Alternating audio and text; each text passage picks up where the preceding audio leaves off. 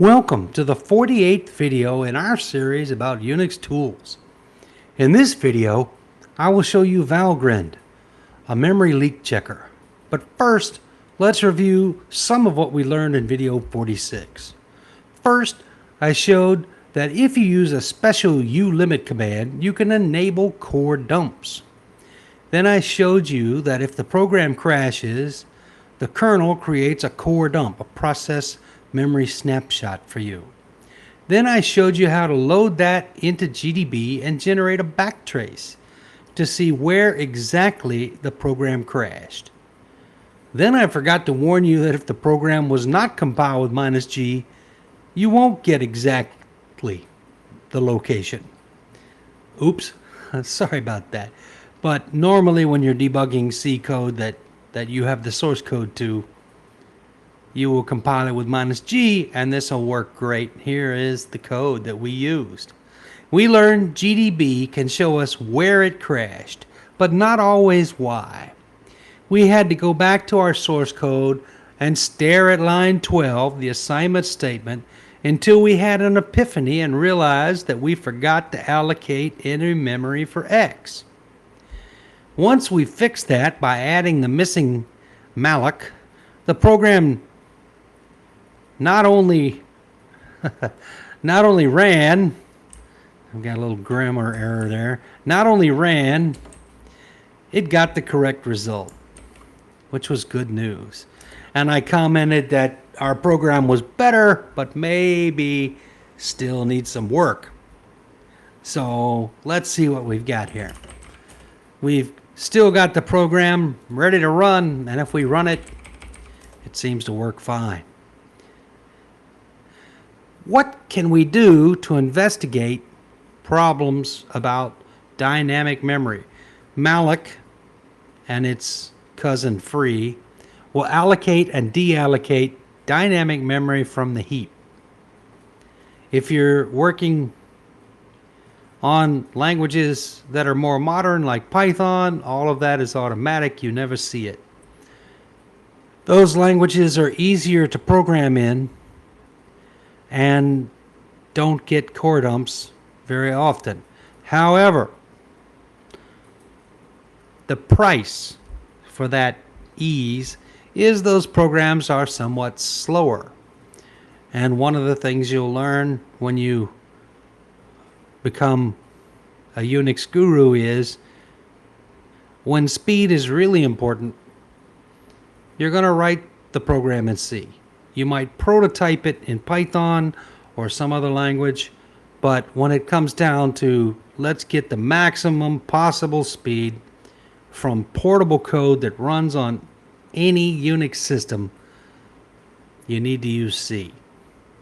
If you're only on Linux, you might try Rust, which is a modern language that's got better memory control, but it's still new. There aren't many books on it available, and it doesn't run on every Unix system. C has to run on every Unix system because every Unix system runs a kernel, and the kernel is written in C. Okay. Blah, blah, blah. Let's see the valgrind.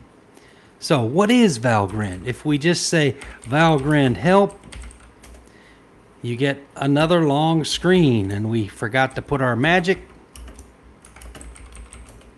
And it says valgrind tool selection and millions of options. And the good news is 99% of the time you don't need most of those options. When you really need an option, it will tell you. Valgrind has a nice attitude. You can control every little detail if you need to, but the defaults are pretty good. So the way you use it is you say valgrind, and then you run your program like you normally would.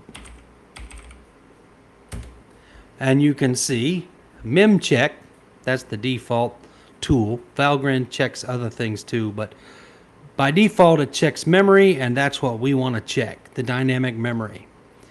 And it tells you in a heap summary, in use at exit 4 bytes in one block. So there was one malloc for 4 bytes, and there's no free. Leak. Leak is when you allocate memory and you forgot to deallocate it, and it tells you you definitely lost 4 bytes in one malloc, in one block. And it says, hey, rerun with this to see details. Well, okay, I can follow instructions. So we'll run with the leak check equal full option to see the details of leaked memory. And when we do, what do we get? Because we compiled with debugging, it can do a good job. You have to compile with debugging to use valgrind. But it tells you the leak was from malloc.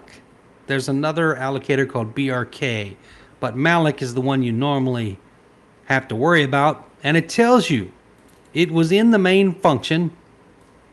The source code file was buggy.c, and the line was line number 12. It even tells you where you did the bad malloc. And it's not really bad malloc. It's a malloc where you forgot the free. You allocated memory and you didn't deallocate it. Think of this like a library book. You checked out the library book and you read it. You used it, but you never brought it back to the library. On a Unix system, if you do that a lot and the programs run a long time, you can run out of memory and no new programs can run. So it's important to free your memory. And now we know our problem is in buggy.c on line 12. So let's go look at buggy.c on line 12 with the correct editor. And line 12 is right here. So there's your malloc. And if you look for a free, you'll notice there's no free anywhere in the program. Actually, after we do the is-even call on X and we print our result, we don't need X anymore, and we could free X. And then if you're really paranoid, we could set X to null. Okay, there it is. Let's save it. Let's recompile it again. Let's ask for no optimization, but we do want debugging. We're going to only compile buggy.c to buggy.o, and then we're going to repeat our options there for no optimization, but we do want debugging. We're going to use the buggy.o object file, and we're going to output the buggy application. This is a link. Okay, if we run buggy, does it still work? It still works, no core dump. I'm feeling pretty good. If I do valgrind on buggy, oops, don't forget /. All heap blocks were freed. No leaks are possible. Hey, that's good news. Error summary, 0 errors. That's what I like. I like to see that. And anytime you use a dynamic memory in your C program, you really ought to test it carefully with valgrind to make sure that the memory you allocate gets freed before you exit. And this means that your program is not leaking any memory. And that's the purpose of the valgrind tool. It can do many other things, but what we needed was a leak checker. That's the default behavior. I'm happy. You should be happy. We have fixed that problem in the buggy.c program. Is it perfect yet? Nope. But it's getting better every time. First, we forgot to allocate memory. We fixed that. Then we forgot to deallocate the memory after we used it, and now we have fixed that. We've used a combination of tools. We've used the automatic kernel core dumping. we've used GDB, we've used valgrind, and now we've used up all the time in this video. So, please come back next time and we'll keep improving this buggy program until it's so good we can rename it to something better than buggy. But until then, thank you for listening.